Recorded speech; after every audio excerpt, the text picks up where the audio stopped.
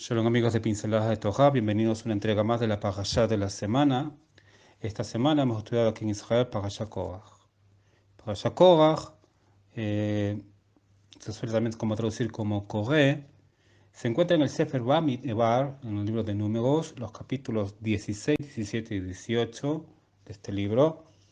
Y es una historia sumamente conocida, la rebelión de Korach contra Moshe Rabenu, contra Aarón a Cohen, con respecto a la Keuná, con respecto al sacerdocio. Pero es algo muy interesante porque cuando leemos el libro de Mishlei, Proverbios, en el capítulo 10, verso 7, dice así Proverbios: la memoria del justo será bendecida, pero el nombre de los malvados se pudrirá. Va a podrirse. Dice el Talmud, ¿a qué se refiere con el nombre de los malvados se va a podrir? Que a nosotros no está prohibido mencionar el nombre de un rasha, el nombre de un malvado. Es por eso que cuando nosotros, por ejemplo, nombramos a un rasha, nombramos a un malvado, un idólatra, un hereje, nosotros siempre acompañamos con la palabra Yihmach Shemo, que significa que su nombre se ha borrado. Por ejemplo, lo digo por ejemplo, si estamos en una clase de historia y yo tengo que enseñar un poco de historia y tengo que tocar sobre el nazismo, la Shoah, el holocausto, lo que vive nuestro pueblo, yo tengo que mencionar el nombre de aquel que fundó el partido nazi, yo tengo que decir el nombre y después digo Yihmach Shemo, que su nombre se ha borrado. Entonces uno podía entender, bueno, si Korach es malvado, si es un rasha, que se rebeló contra Moshe, en el cual la tierra tuvo que abrirse y tragárselo a él y descender vivo, ¿por qué? Y está prohibido mencionar el nombre de un rasha, está prohibido mencionar el nombre de un malvado. ¿Por qué tenemos toda una parasha que se llama Korach? En todo caso debería llamarse por otro nombre, no Korach. Es que allí viene el asunto, es que en verdad Korach no era malvado. Korach no era un rasha. Uno puede decir, Daniel, ¿qué estás diciendo? Bueno, cuando en el lenguaje sagrado, en el hebreo, cuando nosotros vemos la lista de genealogía de varios justos, significa que aquella persona también siguió el camino. Y es así por eso que la parashá esta semana dice: Vaikach Korach, Ben Ishar, Ben Keat, Ben Levi. Dice la Torah en español: Korach, hijo de Itzar, hijo de Keat o Coat, hijo de Levi. Está mencionando aquí el nombre de tres grandes sabios de Israel, de justos. Levi, que es hijo de Jacob, Keat, que es hijo de Levi, Itzar, que es hijo de Keat, y Korach, que es hijo de Itzar. Esto nos da a entender cuando nosotros vemos que no se refiere a cualquier persona. Es un sadik, es un justo. Korach es un sadik. Pero ¿qué pasó? Como yo siempre enseño, y los sabios también nos dicen, grandes personas, grandes errores. El propósito, la intención que tenía Korach, junto con aquellos que querían rebelarse, era por buenas intenciones. Ellos querían servir al Creador. Querían servir a Hashem, querían servir al Eterno. Ese era su deseo, ese era su máximo deseo. Pero los medios que ellos usaron para poder llegar y servir al Creador no fueron los más meritorios. Y es por eso que luego en el transcurso de este estudio, de este shiur, vamos a ir aprendiendo de que no fue lo bueno. Pero dado a esa intención sagrada, e incluso cuando el pueblo de Israel peca por buenas intenciones, en el caso de Korach, y lo vimos la semana pasada en el caso de los espías, los Meraglim, era para servir a la gente. Se estaban peleando, se estaban rebelando porque ellos también querían servir al Eterno. Y muchas veces nosotros ni siquiera nos peleamos, o sea, no hacemos nada por servir al Eterno y más bien queremos corrernos de esa responsabilidad, de esa tarea de servir al Eterno. Aquí vemos a Korach y compañía, esa pasión, esa intención por querer servir al Creador.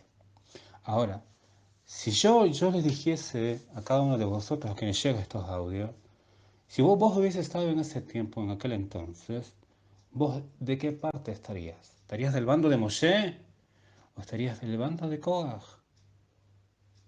Muchos dirían, bueno, yo estaría al lado de Moshe. Claro, sabemos la historia y sabemos que el lado de Moshe es el que ganó. Pero si yo le soy sincero, si yo no hubiese estado en aquel momento, Yo a lo mejor le hubiese dado la razón a Korah. Porque este es un momento de la historia, y ojo que no se va a repetir nunca más, en que ambos bandos tenían razón. Y ahora, ¿cómo empieza la discusión? Y vamos a ver, y creo que se pregunte, ¿no? ¿De qué lado hubiesen estado? ¿Cuándo comienza en realidad, ¿no? esta rebelión? O qué es lo que da pie a la rebelión de Korah? Y para eso tenemos que retroceder, ¿no? a la Parashá Bamidbar, del libro de este Sefer, con que se abre la Parashá Bamidbar, del libro del Sefer Bamidbar, números. En otras palabras, estoy ya hablando de Números capítulo 3. Números capítulo 3, el verso 17, dice así la Torah. Vayuel Bnei Leví, dice, y estos son los hijos de Leví, Bishmotam, por sus nombres. Gershon, Ukeat, Umerari. Es decir, Levi, el hijo de Jacob, Jacob que es el hijo de Isaac, Isaac que es el hijo de Abraham. Levi tuvo tres hijos. Es decir, la tribu de Levi estaba conformada por tres clanes, ¿no? El clan Gershon, el clan Kehat y el clan Merari. Yo me quiero centrar en el clan Kehat porque va a ser uno de los más importantes por el tipo de trabajo que va a realizar. ¿Okay? El verso 19 de este mismo capítulo 3 dice, y los hijos de Kehat, otra vez, Kehat tenía los hijos, cuatro hijos, es decir, cuatro subclanes, o sea, el clan que yo creo que me comprendan bien. ¿Ven? Levi. Levi tiene tres hijos, Gershon, Kehat, Merari. Uno de ellos es Kehat. Kehat tiene cuatro hijos, que es Amram, Itzar, Hebrón y Uziel. Amram, Itzar, Hebrón y Uziel. ¿Okay? Amram es el hermano mayor. Y de Amram, ¿quién viene? Viene Moshe, Aarón y Miriam. Itzar es donde viene Korach. ¿Qué aprendemos de aquí? Que Korach, Korach, Moshe y Aarón eran primos. Eran primos hermanos de la familia de Kehat. ¿Ok? Y allí no queda todo. En el verso 30 de este mismo capítulo 3, es decir, vuelvo a refrescar. Levi tiene tres hijos, Gershon, Kehat y Merari. Yo me quiero centrar en Kehat porque es aquí donde viene Korach y viene Moshe y Aarón. Kehat tiene a la vez cuatro hijos. Amram, que es el padre de Moshe, Aarón y de Miriam. Itzar, que es el padre de Korah. Hebrón y Uziel. En el verso 30 dice, y esto nos hace recordar cuando se empezaron a nombrar el primer censo. Y están los líderes de cada una de las tribus, y a la tribu de Leví se le tiene que contar aparte. Bueno, estamos en ese contexto. Dice, el líder de la casa paterna de la familia Kehatí era Elitzafán, hijo de Uziel. Ahí comienza todo. ¿Por qué? Porque Korah es hijo de Izar. Izar es el segundo hermano, ¿no? En este caso Amram es el mayor, y Korah hubiese pensado, bueno, que Moshe y Aarón sean los líderes del pueblo, y bueno, yo lo puedo entender porque Amram es el hermano mayor. Bien. De ahí viene, bueno, mi papá que es Itzar, de ahí viene el tío Hebrón. Y el último de los hermanos es el tío Uziel. Pero Moshe y Aarón, por parte del Eterno, nombran a Elitzafán, hijo de Uziel, de la tribu de Gad, para que esté al frente de la familia Keati. Entonces ahí es cuando Cora dijo, oh, algo raro está pasando. Se supone que después de Amram tiene que venir Izar, entonces me tienen que escoger a mí. Esto es lo que pensaba Korah. ¿Por qué tienen que escoger al último de los tíos, al tío Uziel, y al Itzafán, que también es primo de Aarón, es primo de Aarón y es primo también de Korah? ¿Por qué lo tienen que escoger al menor? Y eso como que no le cuadra a Korah. Y en el capítulo 32, perdón, en el verso 32, dice, el dirigente de los hijos, el dirigente de los líderes de Levín era Elazar, hijo de Aarón, es decir, el sobrino de Korah. sea, Korach dijo, algo aquí está pasando, algo muy, muy, muy raro. O sea, Moshe quiere ser el líder, lo nombra a su hermano Ron como Cohen, nombra a uno de sus sobrinos, y para colmo de males nombra a Midian como jefe de las mujeres. Entonces, eso hoy en día se llama nepotismo. ¿Ok? O sea, colocar en los puntos en una empresa pública, ¿no? Colocar a la familia se llama nepotismo y es un delito. ¿Ok? Hoy en día está penado eso. Entonces, Kogas como que quiere acusar de nepotismo. ¿Tú vos querés que encerrar todo en la familia? Ojo, también escógeme a mí. Me corresponde, tengo derecho, soy el hijo del hermano, del hermano siguiente, de Dizar. Yo también quiero ser Cohen. Entonces, ahí vemos, entonces, por eso yo les digo, si yo hubiese en ese estado en ese momento, yo hubiese dado para darle toda la razón a Korach. Porque Korach tenía razón en qué sentido. Dice la Torah. Continuamos. Korach, hijo de Isar, hijo de Kehat, hijo de Leví, se tomó aparte, es decir, se tomó aparte significa que se salió de sí mismo a un lado distinto de lo ordenado por Hashem, con el propósito de separarse al seno de la asamblea para protestar sobre el sacerdocio. ¿Okay? Y junto con ellos, Datán y Abiram, hijos de Eliab, y On, hijo de Pelej. Ojo con este personaje, On, hijo de Pelej, porque es el único momento que lo vamos a ver, después va a desaparecer, y yo les digo por qué desaparece. Que eran descendientes de José. Ahora, shalom amigos de Palabras de Torah, esta semana hemos estudiado Parashá Korach, o en español como se traduce, Coré.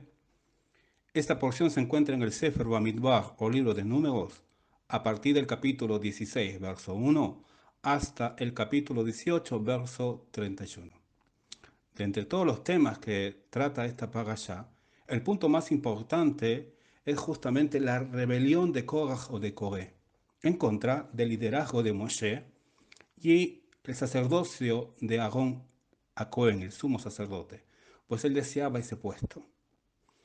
Pues bien, la pregunta es, ¿por qué Korach o Coré fue tragado precisamente por la tierra? Y esto quiero hablar de lo que está escrito en el capítulo 16, pero los versos 30 y 32.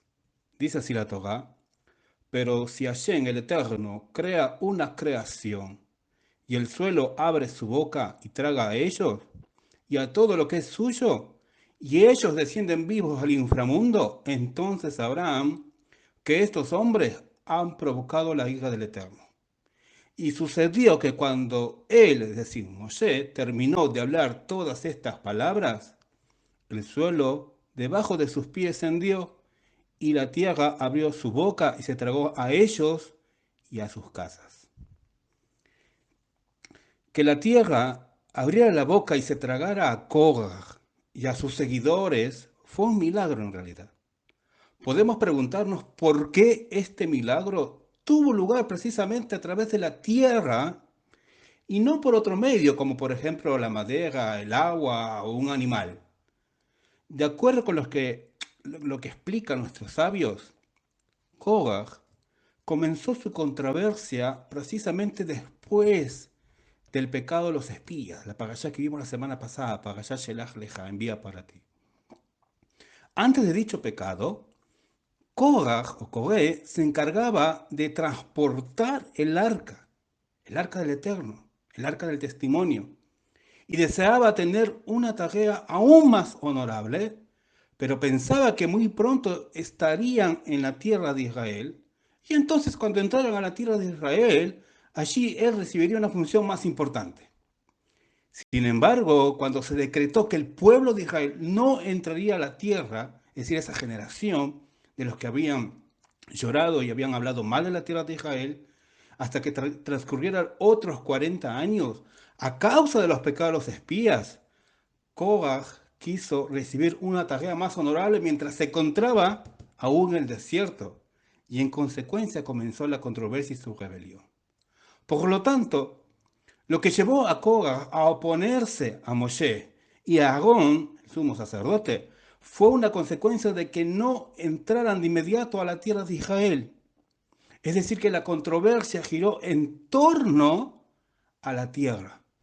Y por ello, como nosotros decimos, midad, que negue midad, todo es medida por medida, fue castigado Korah a través de la tierra. Podemos también agregar que precisamente la tierra fue la que abrió la boca y tragó a Korah, porque la tierra de Israel no quiso recibirlo, porque la tierra sagrada se adquiere de manera pacífica, tal como los vemos en los patriarcas Abraham, Isaac y Jacob, quienes a pesar de que se les habían prometido la tierra de Israel, de todas maneras compraron algunos territorios para evitar que existieran controversias que se transmitieran a través de las generaciones. Y por último, la Torá nos enseña que Moisés, era el hombre más humilde de la tierra. Y la persona que es humilde, su orgullo está por el suelo. No es orgulloso. Moisés no fue orgulloso. Una persona humilde tiene su orgullo al ras del suelo. Por lo tanto, Midá que negue Midá, como Korah se rebeló contra el hombre más humilde de la tierra, cuyo orgullo estaba en el suelo, por lo tanto, Korah tenía que descender más abajo del orgullo de Moshe. Es por eso que fue tragado bajo tierra. Que todos tengan buena semana. Shabuato.